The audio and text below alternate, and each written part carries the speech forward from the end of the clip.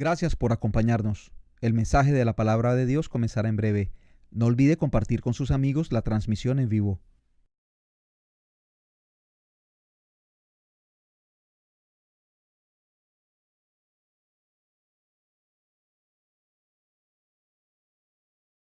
Buenas tardes, hermanos. ¿Está apagado? No, está encendido. Ahora sí, gracias. Un poquito, elaborando un poco más sobre lo de Nicaragua, hermanos. El hermano Sandoval me envió unas fotografías que me trajo mucha satisfacción al ver en los Altos de Masaya, que es la ciudad que está más afectada por todo lo que está ocurriendo en Nicaragua. En esa congregación, una congregación americana envió un dinero para que compraran comida y me dio mucha satisfacción ver la fila de hermanos recibiendo sus bolsas de alimentos. Y yo no sé cuánto tiempo va a durar esto, no sé cuánto tiempo va a durar esa situación. Lo único que sí sabemos es que es responsabilidad nuestra también poder suplir a esos hermanos en conformidad a la abundancia que nosotros tenemos. Así que quiero animarlos a que sigan teniendo esto en mente, porque probablemente esto es algo que ustedes van a seguir escuchando continuamente. Hay una necesidad grande allá.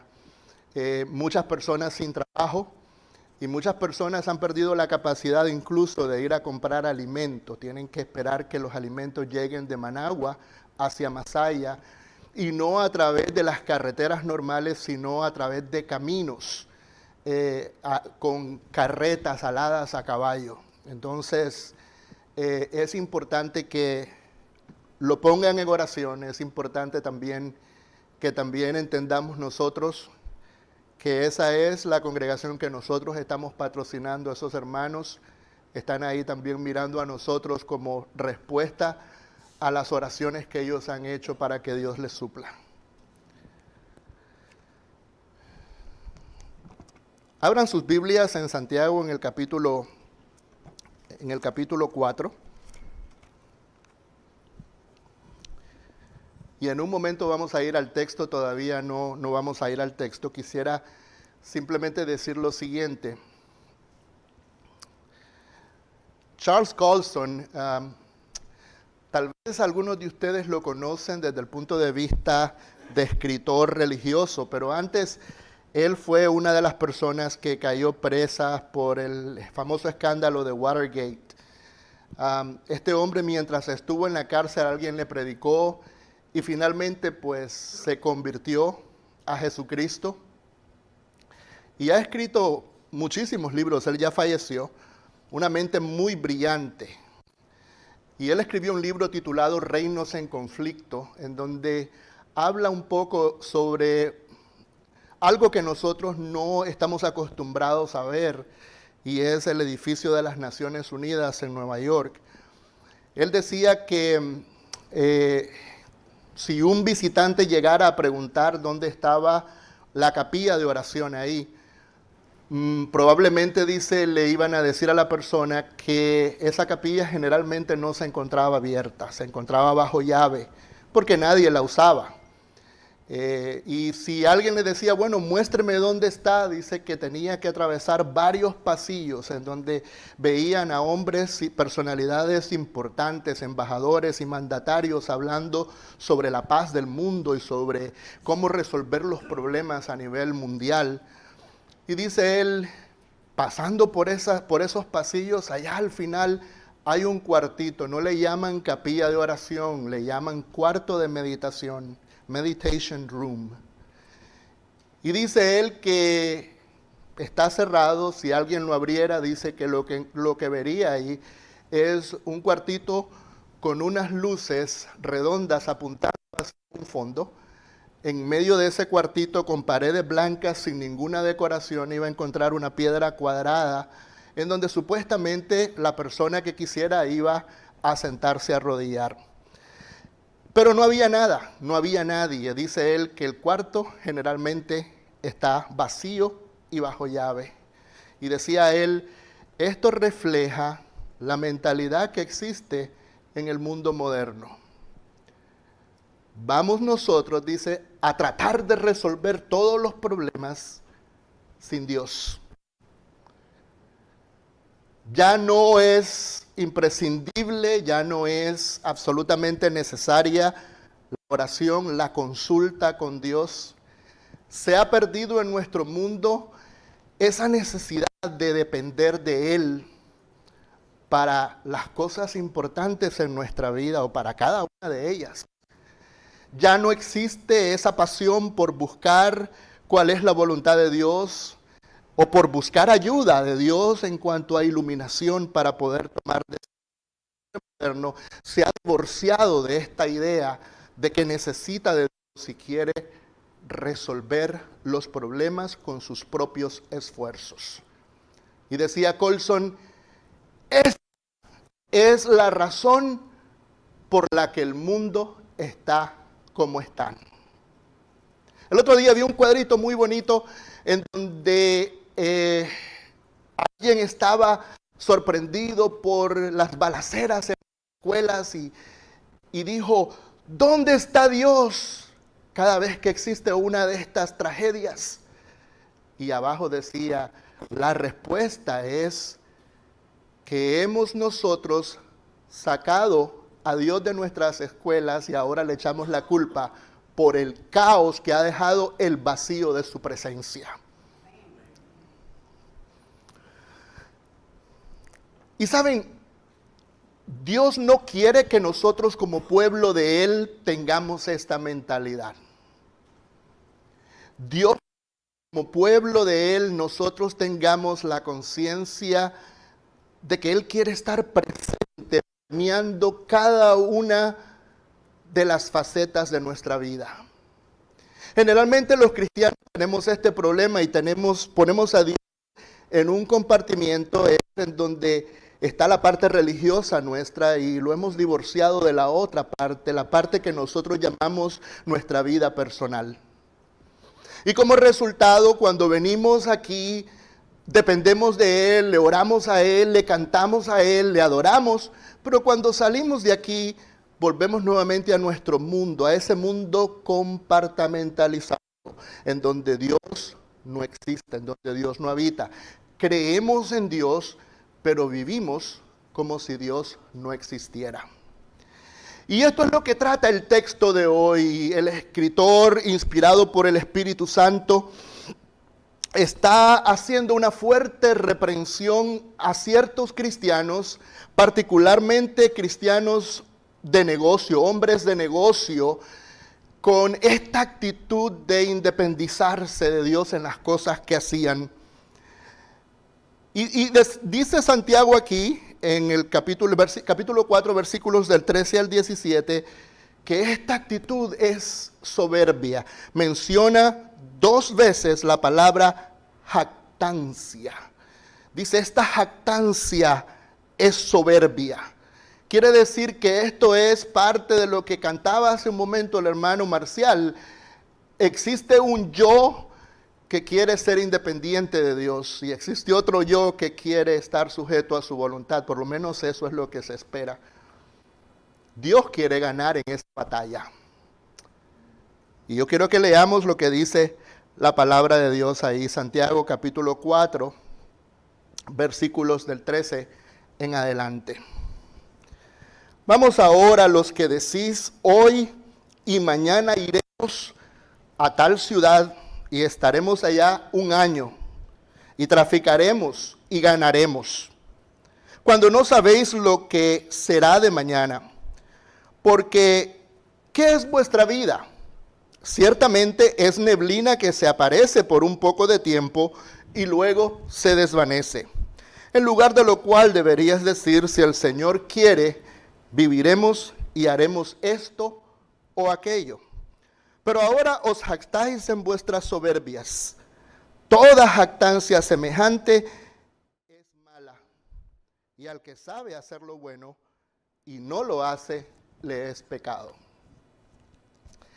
En este texto, el escritor inspirado nos dice una actitud que no debemos tener y una actitud que sí debemos tener.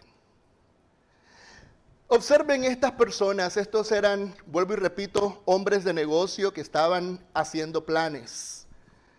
Y de lo que Santiago menciona aquí, el plan parece muy bien estructurado. Por ejemplo, estos hombres arrogantemente escogieron cuándo es que iban a hacer lo que estaban planificando hacer.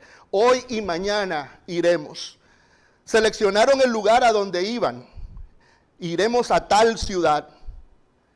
Programaron el tiempo de su estancia en esa ciudad. Estaremos ahí 1 año. Planificaron sus actividades, es decir, traficaremos, dice la Reina Valera, la Nueva Versión Internacional, utiliza haremos negocio. Y finalmente dijeron cuál iba a ser el resultado porque el plan era brillante. Vamos a sacar ganancias. En otras palabras, esto es un plan de negocio. Y quiero decirles esto, Santiago no está criticando el hacer planes. Ese no es el punto aquí. Santiago está criticando el hacer planes sin Dios. Ojalá cada uno de nosotros tuviéramos vidas organizadas y planificadas. Porque la organización en nuestra vida le da sentido y le da dirección a nuestra vida. El estar organizados en nuestra vida, el vivir bajo la disciplina de una organización, nos va a traer bien eventualmente. Es un hábito bueno. Pero Santiago lo que está diciendo es, estos tienen un buen plan y están dependiendo del plan y no de Dios. Ahora, la Escritura nos dice a nosotros con claridad lo siguiente. Yo creo que en todo esto que está discutiendo Santiago hay mucha influencia del libro de Proverbios. Porque esto es precisamente lo que nos dice el proverbista que hagamos en Proverbios el capítulo 3, versos del 3 al 5. Miren qué precioso pasaje. Fíate de Jehová o ten confianza total en Jehová. Dice, fíate de Jehová de todo tu corazón y no te apoyes en tu propia prudencia. Reconócelo en todos tus caminos y Él enderezará tus veredas. En otras palabras, cuando dependemos de Dios y Dios toma control de nuestras vidas, cuando existe esa plena confianza de que Dios está en control y que la voluntad de Él es lo mejor que nos puede pasar a nosotros, entonces vamos a recibir los frutos de depender de Dios. Dice, Él va a enderezar tus veredas. Eso no quiere decir que va a ser lo que nos gusta. Quiere decir que va a ser lo que es mejor para nosotros. Son dos cosas diferentes a veces. Enderezar nuestras veredas asume la noción de que algunas veces nuestras veredas están torcidas. La Escritura dice que hay camino que al hombre le parece derecho, pero el final de ese camino es destrucción. Una persona puede estar afianzada bajo la noción de que su intelecto, su capacidad de racionalizar y de razonar le va a dar a él la capacidad de ponerse, llegar a una meta y llegar a esa meta. Pero dice la palabra de Dios aquí que cuando la persona hace eso, está, dice, haciendo mal.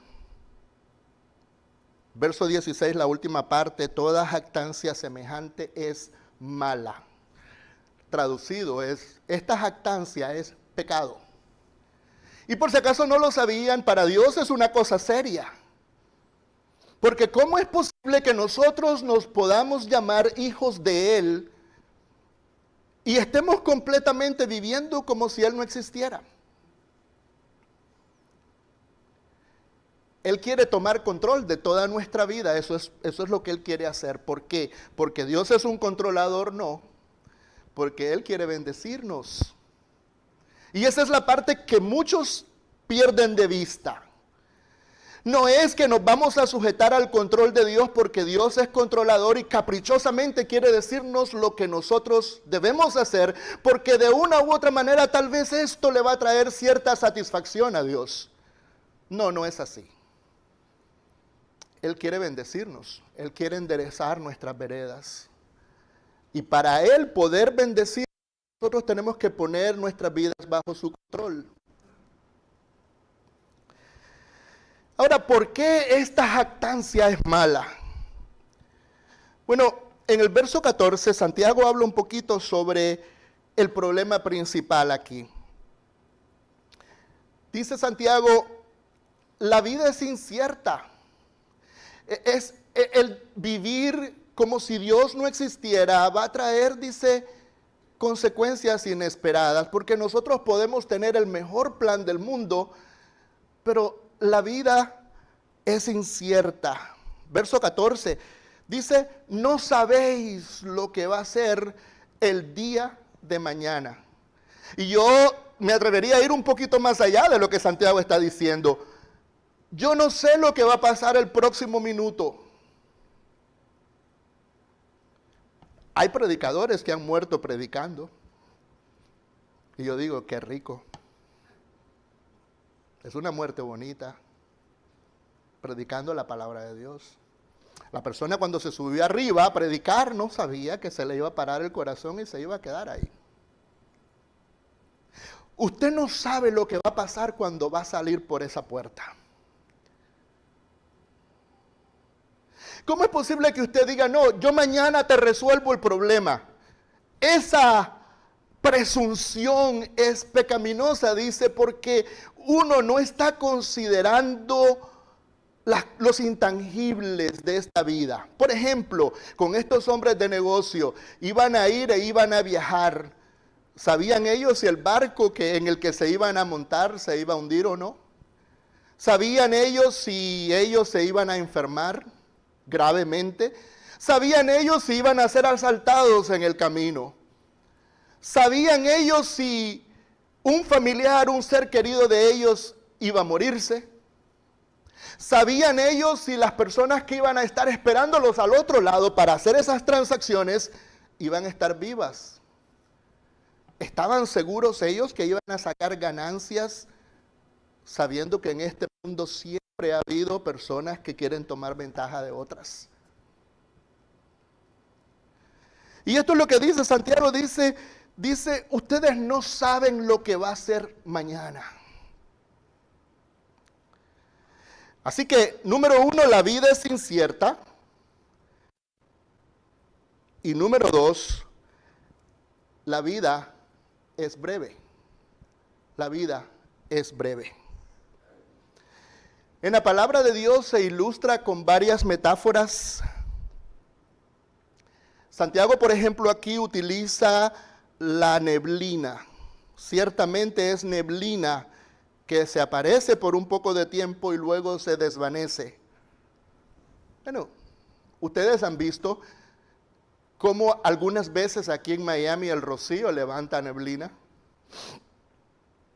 y al cabo de cierto tiempo el sol sale y la neblina se va desapareciendo. O el humo. ¿Han visto ustedes el humo? ¿Han visto ustedes una persona fumando, hace y echa un montón de humo por la boca y de repente usted vuelve a ver otra vez y dónde estaba el humo que salió de la boca de la persona? Ya no existe. Dice Santiago, la vida nuestra es así. La vida nuestra es así. Querámoslo o no admitir, nuestra vida está colgando de un hilito. Y como yo les he dicho antes, mis hermanos, solamente hace falta estar vivo para morir. Ese es el único requisito. La vida es corta, se nos puede ir en un segundo, en un abrir y cerrar de ojos, se nos puede ir inesperadamente.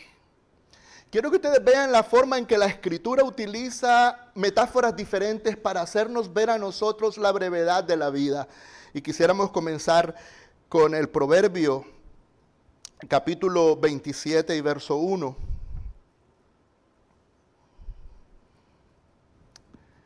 No te jactes del día de mañana porque no sabes qué dará sí el día, dice el proverbista. En Job, en el capítulo 7, versos 6 y 9, dice, y mis días fueron más veloces que la lanzadera del tejedor. y fenecieron sin esperanza. Como la nube se desvanece y se va, así el que desciende del Seol no subirá. Y más adelante en el Salmo 102, verso 3, dice la palabra de Dios, verso 11, perdón, dice la palabra de Dios, mis días son como sombra que se va, y me he secado como la hierba. En el Salmo 39, verso 5, dice la palabra de Dios, he aquí, diste a mis días término corto, y mi edad es como la nada delante de ti. Ciertamente es completa vanidad todo hombre que vive, dice la palabra de Dios. Salmo 103, verso 15. El hombre como la hierba son sus días, florece como la flor del campo, que pasó el viento por ella y pereció, y su lugar no la conocerá más. Saben, cada vez que me pongo a pensar en esto, obviamente la vida se nos puede ir rápido. En un momento, en un abrir y cerrar de ojos, podemos perder la vida aquí en la tierra. Pero les voy a decir algo, visto desde otro punto de vista, esto de la juventud, jóvenes, esto de la juventud es vanidad. Saben, cada vez que yo me encuentro con personas de mi edad que yo conocí antes, jóvenes, que fueron compañeros, que fueron conocidos, y los veo cincuentones, me pregunto, ¿dónde se fueron todos esos años? Siento como si la vida se me ha ido en un suspiro. La semana pasada hablaba sobre la relación de los padres con los hijos y una de las cosas importantes que los padres que están criando hijos pequeños deben entender es que esa etapa de la niñez es preciosa porque se va y no vuelve.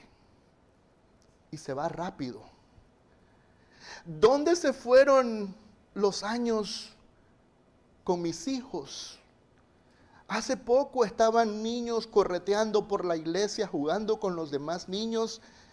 Hoy es un hombre y una mujer. Y si usted tiene hijos pequeños, en un abrir y cerrar de ojos se va a dar cuenta que sus hijos van a crecer y se le van a ir. Y va a mirar hacia atrás a decir, ¿dónde se fueron todos esos años? Aun si nosotros llegáramos a vivir 80, 90 y 100 años, la vida es corta. La vida se nos va rápido. Y el cuerpo nuestro nos lo va anunciando. Hace un rato estábamos hablando sobre el torneo de voleibol en Homestead. Y ya me había preguntado, Kelly, ¿tú quieres ser parte del equipo de la iglesia de Miami-Dade? Y le dije, yo quiero ser árbitro.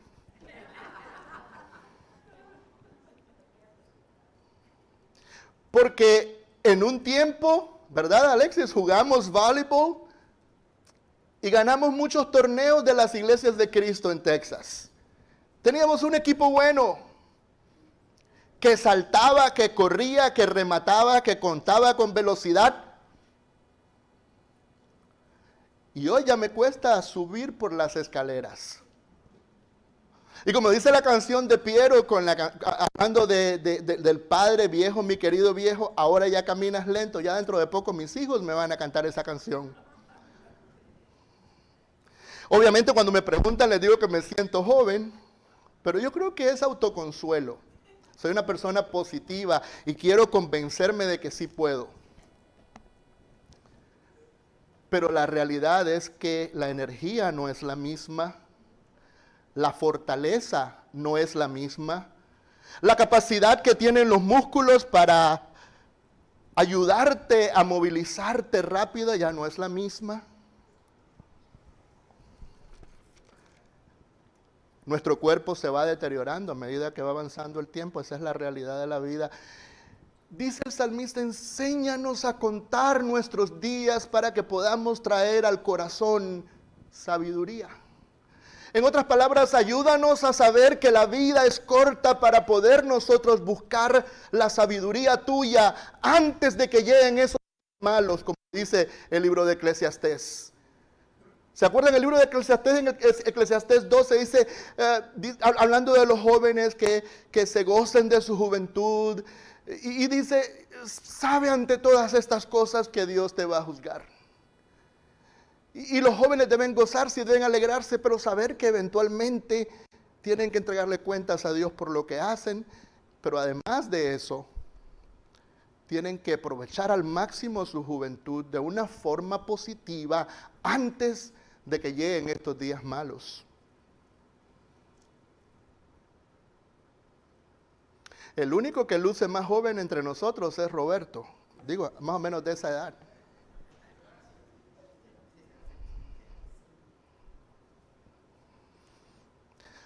Sí, que dice Santiago, no se jacten. Esa actitud de jactancia es mala. No vivan como si ustedes tienen asegurado el día de mañana. No asuman que mañana ustedes van a abrir los ojos. Yo les conté a ustedes que en más de una ocasión cuando me recetaron la máquina esa para poder dormir, la lucha que tenía para acostarme era grande porque tenía la sensación de que en algún momento se iba a ir la corriente eléctrica y no iba a poder despertar. El médico me dijo, no tomes nunca pastillas para dormir. Y saben, ya estoy acostumbrado a la máquina, pero aprendí esta lección que creo yo que es muy importante. Cuando abro mis ojos cada mañana, le doy gracias a Dios por el don de la vida. El otro día salimos y se me olvidó la máquina y no pude dormir. Y cuando regresé a mi casa, le di gracias a Dios por mi cama. Porque aprendí a apreciar cosas en esta vida que generalmente no aprecio. Hasta que llega un momento de esos en donde nos privamos o se nos priva de esas cosas que damos por hecho, que damos por asentado, y entonces en ese momento nos damos cuenta del gran valor y la bendición de esas cosas pequeñas. Muchas veces estamos afanados mirando el panorama amplio y nos olvidamos por completo de las pequeñas bendiciones que Dios nos da. Nadie tiene garantizado que se va a despertar mañana, así que mañana cuando abra los ojos diga gracias Dios por el don de la vida. Gracias por despertarme a un día nuevo. ¿Cuál es la actitud? Bueno, Santiago en el versículo 15 dice, en lugar de lo cual, es decir, no sean jactanciosos, pero ahora esto es lo que ustedes deben hacer. En lugar de lo cual deberían decir, si el Señor quiere, viviremos y haremos esto o aquello. Ahora, quiero decirles esto es más que una fórmula, son palabras que usted simplemente va a decir, se pueden convertir en cliché. No hay nada de malo con decirlas, pero lo que Dios está tratando aquí es con la actitud nuestra. La actitud es la parte que Dios quiere de parte nuestra. La mentalidad y la actitud correcta no solo incluye palabras. Es una bonita costumbre decir si el Señor quiere. Es bonito decir si Dios quiere, voy a hacer esto. Es un buen comienzo. Pero Dios quiere que nosotros aprendamos a entender, a aceptar y a someternos a la idea de que Dios está en control y no nosotros. Durante cientos de años las personas que se identificaban con Cristo escribían, después de escribir una carta larga, escribían al final DV. Deo volente, la palabra latina que significa si Dios quiere, si es la voluntad de Dios. Y qué bueno que ustedes dijeran, bueno, yo tengo planes de hacer esto si Dios quiere. yo la semana que viene quiero estar en tal parte si Dios quiere. Si el Señor quiere, debía ser la expresión de corazones humildes, dependientes de Dios, que han entendido y aceptado las realidades de la vida y la soberanía de Dios en los asuntos humanos. Aunque repito, lo que busca el Señor es una mentalidad y una actitud que entiende, reconoce y acepta que todo está en sus manos. Proverbios, el capítulo 16, verso 9, nos dice algo importante. Dice, el corazón del hombre piensa su camino, mas Jehová endereza sus pasos. El corazón del hombre, dice la Nueva Versión Internacional, ese mismo versículo, el corazón del hombre traza su rumbo, pero sus pasos los dirige el Señor. ¿Cómo funciona esto que está diciendo el proverbista aquí? Es algo que creo yo que es parte de la esencia de las enseñanzas que Santiago nos quiere dar aquí en el texto nuestro. Por ejemplo, cuando nosotros vayamos a orar, no oremos, Señor, aquí están mis planes, bendícelos. Esa no es una actitud de sumisión. Pareciera como si nosotros queremos imponerle a Dios nuestra agenda. Más bien debería de decir, Señor, dirígeme, dirige mis pasos, dirige mis planes. Padre, tengo una decisión que tomar y esta decisión es trascendental. ¿Me puedes mostrar cuál es el camino?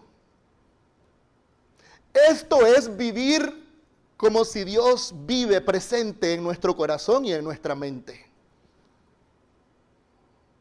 Esto es vivir en conformidad a tener nosotros una relación con un Dios vivo. De lo contrario no es un Dios vivo. ¿Cuál es el Dios suyo? Estamos nosotros orando diciendo, Señor, tú lo sabes todo y lo puedes todo, por favor te pido que me guíes, que dirijas mis pasos a donde debo ir, que me muestres el camino. ¿Cuántos de nosotros estamos acostumbrados antes de hacer un plan, antes de decidir lo que vamos a hacer, someterlo a la voluntad de Dios primero y decir lo que tú quieras, eso es lo que va a ser mejor para mí? Si ese fuera el caso, yo les puedo asegurar a ustedes que muchos de los fracasos que nosotros tenemos, los golpes y los choques que recibimos contra la pared, no las recibiéramos, porque estaríamos bajo la dirección de un Dios que nos ama, que lo sabe todo y que lo puede todo. Y esa es la bendición que nosotros tenemos como hijos de Él. Está a nuestro acceso el poder acudir a Él y pedir que nos dirija y nos ayude. Lo único que necesitamos es en el proceso no ser hipócritas, estar sinceramente comprometidos con terminar haciendo lo que Él quiera que nosotros hagamos, lo que Él decida por nosotros. Y claro, el cómo Dios contesta es materia de otro sermón, pero quiero decirles a ustedes, yo creo mucho en puerta abierta, puerta cerrada. Acuérdense bien de ese concepto en la Biblia. Puerta abierta, puerta cerrada. Cuando nosotros estamos clamando a Dios para que nos guíe, para que nos dé luz, ¿saben lo que Dios hace algunas veces? Nos cierra el camino para que nosotros no vayamos por él. O otras veces nos abre una puerta inesperada, surge algo que nosotros no estábamos esperando antes y esa es señal que Dios nos está dirigiendo en otra dirección. ¿Cuántos de nosotros cuando vamos a hacer negocios decimos, Señor, quiero hacer una inversión o Señor, quiero hacer un negocio, pero ¿cuál es tu voluntad aquí, Padre? ¿Qué es lo que tú quieres aquí en esto para mi vida? Y la palabra de Dios dice que Él contesta ese tipo de oraciones de sumisión. En las decisiones relacionadas a las cosas en las que la Biblia no habla, esto es algo bien importante. Si la Biblia ya te dice lo que debes hacer, no hay necesidad de estar pidiendo guía para eso. Lo que necesitamos pedir es capacidad para obedecer lo que sabemos que debemos hacer. Pero si es algo que la Biblia no nos dice a nosotros directamente qué es lo que debemos hacer, por ejemplo, Señor, mira, aquí está mi novio pidiéndome que nos casemos. ¿Es tu voluntad, sí o no? Por ejemplo, en la iglesia, Hechos capítulo 13, versos del 1 al 13, dice la palabra de Dios que estaban un montón de profetas en la iglesia de Antioquía y estaban, dice, ministrando. Algunas traducciones dicen que estaban adorando a Dios y estaban ayunando. Y el Espíritu Santo vino y les habló. ¿Por qué estaban orando? ¿Por qué estaban ayunando? Y la respuesta es, estas personas estaban buscando dirección. ¿Qué es lo que se debe hacer en la iglesia? Nos reunimos los más inteligentes y los que saben más de Biblia a trazar planes, y los planes suenan bonito y después se viene todo a pique. ¿Por qué? Porque los planes no vienen de Dios. Los planes son humanos. Y todo lo humano es frágil. Todo lo humano es imperfecto. Todo lo humano puede terminar equivocadamente. Señor, se me apareció un tremendo negociazo para comprar una casa y eso luce fantástico. ¿Qué debo hacer? Y cuando hacemos esa pregunta debemos estar dispuestos a ser obedientes y sumisos a lo que Dios diga. Porque a lo mejor la casa está llena de comején y nosotros no nos damos cuenta. ¿Se dan cuenta de lo que digo? Dios sabe, nosotros no. Hay un montón de intangibles envueltos en todo esto que nos hacen ver a nosotros que debemos estar contentos con lo que Dios nos guía a hacer, sea lo que sea, así nos guste inicialmente o no.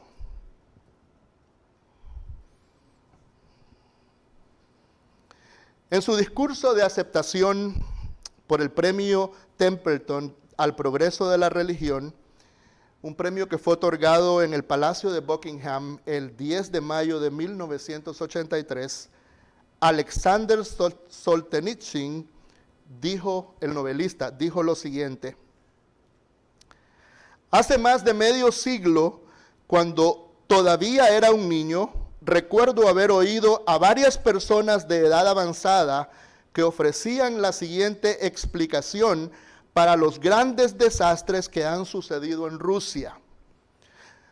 Dice él: los hombres han olvidado a Dios. Es por ello que todo esto ha pasado.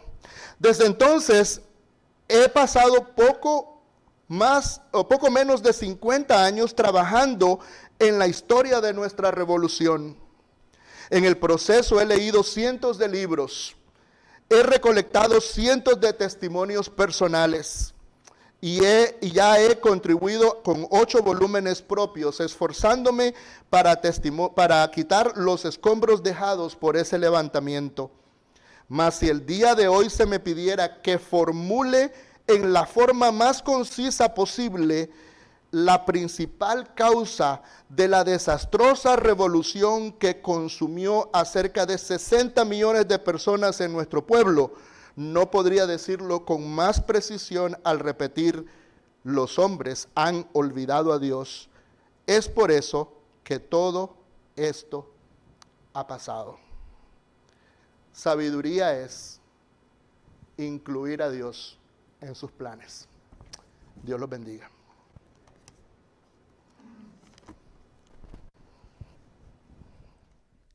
Gracias por habernos acompañado. Por favor, dele like al mensaje en la palabra de Dios y compártalo con sus amigos. Dios le bendiga.